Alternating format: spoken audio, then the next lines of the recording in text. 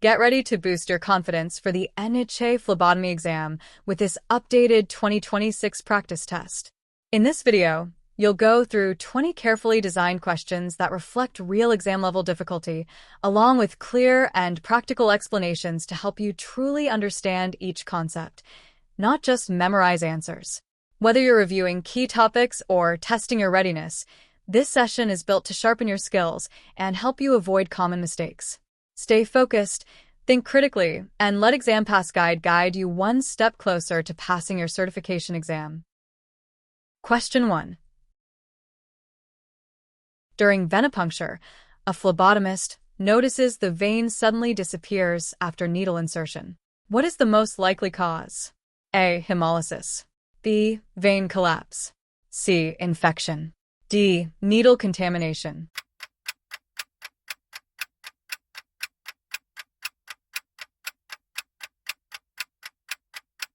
Answer: B.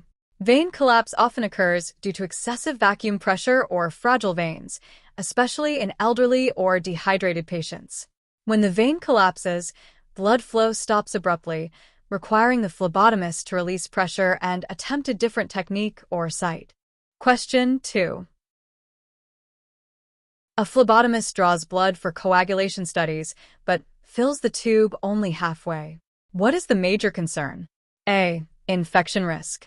B. Hemolysis. C. Incorrect blood-to-additive ratio. D. Delayed transport.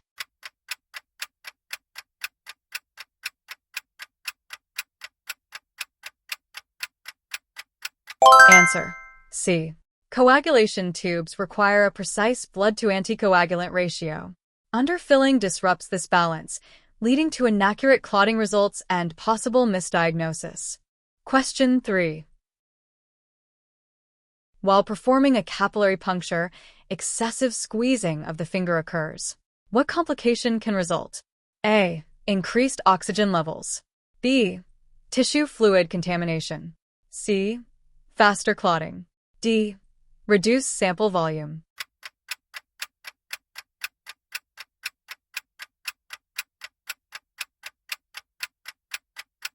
Answer: B.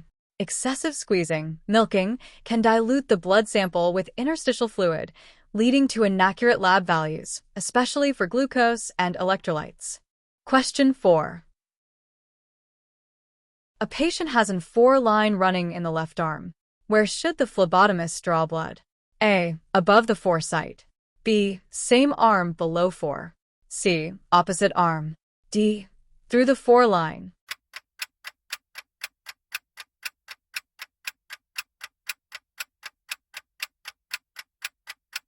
Answer: C. Drawing from the arm within 4 can contaminate the sample with 4 fluids, altering lab results. The opposite arm ensures accurate specimen collection. Question 5. After venipuncture, a patient develops a swelling at the site. What is the most likely cause? A. Infection. B. Hematoma formation. C. Hemolysis. D. Clotting disorder.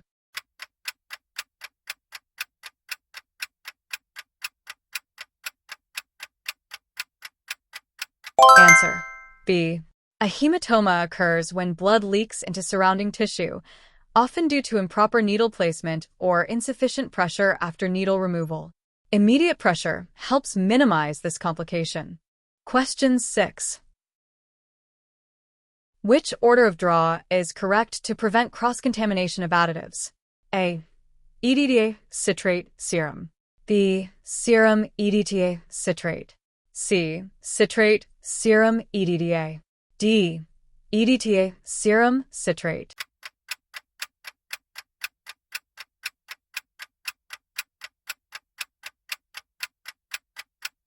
Answer: C. The correct order prevents additive carryover. Citrate tubes are drawn first among these, followed by serum, then EDTA, ensuring accurate test results. Question 7. A phlebotomist identifies a patient, but skips verifying the date of birth. What type of error is this? A. Analytical error. B. Post-analytical error. C. Clerical error. D. Pre-analytical error.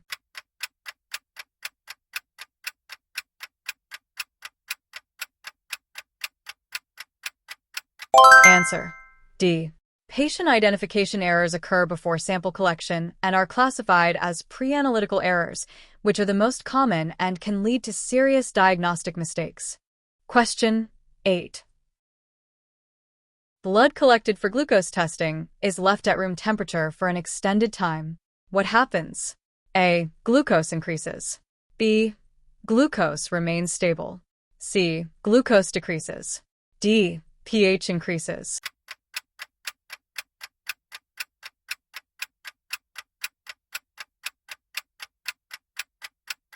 Answer: C. Cells continue to metabolize glucose after collection, causing levels to drop if the sample is not processed promptly or preserved correctly. Question 9. A phlebotomist encounters resistance while advancing the needle during venipuncture. What is the best action? A. Push harder. B. Withdraw slightly and reposition. C. Remove immediately without adjustment. D. Rotate the needle forcefully.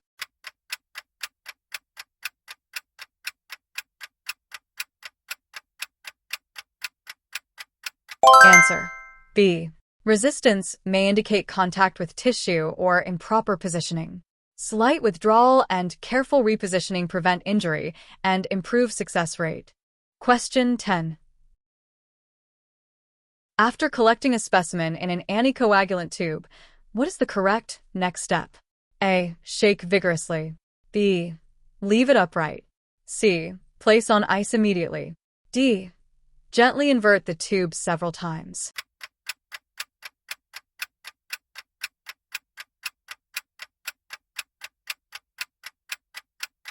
Answer: D.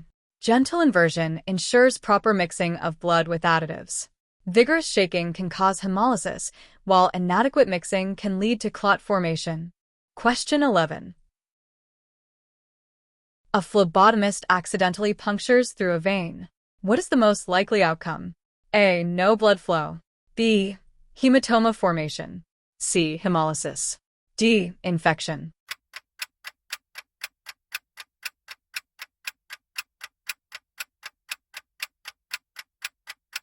Answer: B.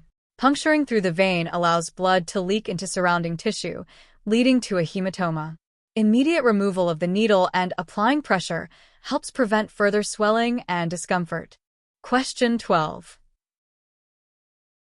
A blood sample appears pinkish after centrifugation. What does this indicate? A. Lipemia. B. Hemoconcentration. C. Normal sample. D. Hemolysis.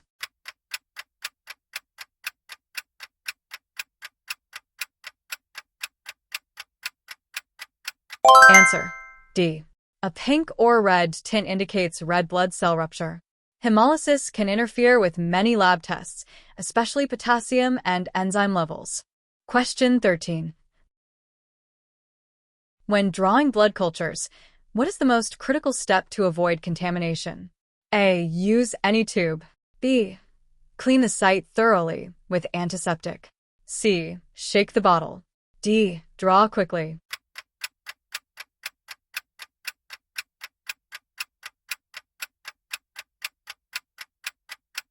Answer: B. Proper skin antisepsis is essential to prevent introducing skin bacteria into the sample, which could lead to false positive results. Question 14. A patient has severe burns on both arms. Where is the best site for venipuncture? A. Burned area. B. Feet or lower extremities with caution. C. Same site repeatedly. D. Through scar tissue.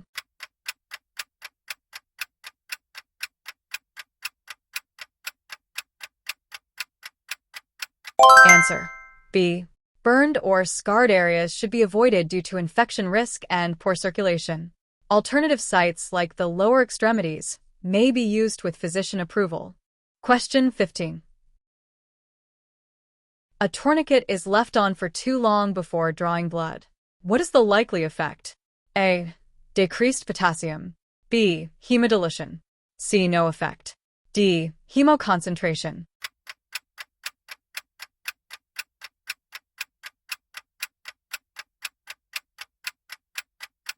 Answer: D. Prolonged tourniquet use causes fluid to leave the vein, concentrating blood components and leading to falsely elevated lab values. Question 16. A phlebotomist collects a sample, but forgets to label it immediately. What type of error is this? A. Analytical. B. Post-analytical. C. Pre-analytical. D. Technical.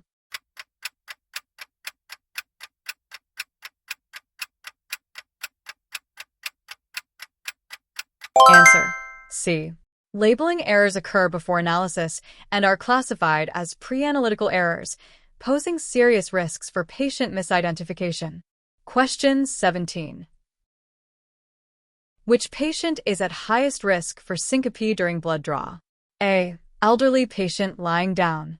B. Patient with high blood pressure. C. Patient with history of fainting. D. Athlete.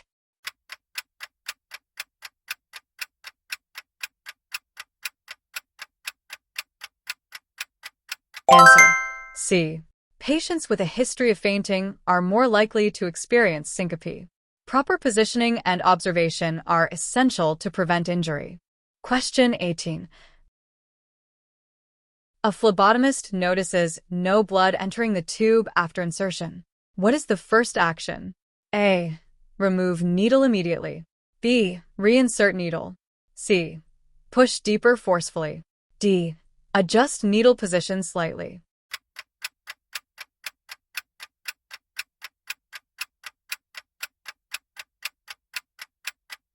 Answer: D. The needle may not be properly positioned in the vein. Slight adjustment can restore blood flow without causing additional trauma. Question 19. A sample for ammonia testing must be handled how? A. Stored at room temperature. B. Shaken vigorously. C. Placed on ice immediately. D. Delayed processing.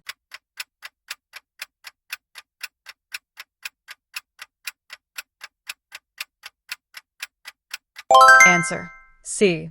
Ammonia levels increase rapidly at room temperature due to cellular metabolism. Immediate cooling preserves accurate results. Question 20.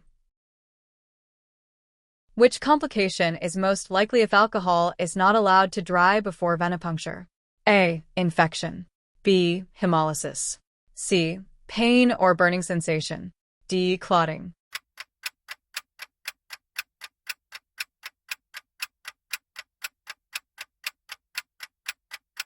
Answer: C.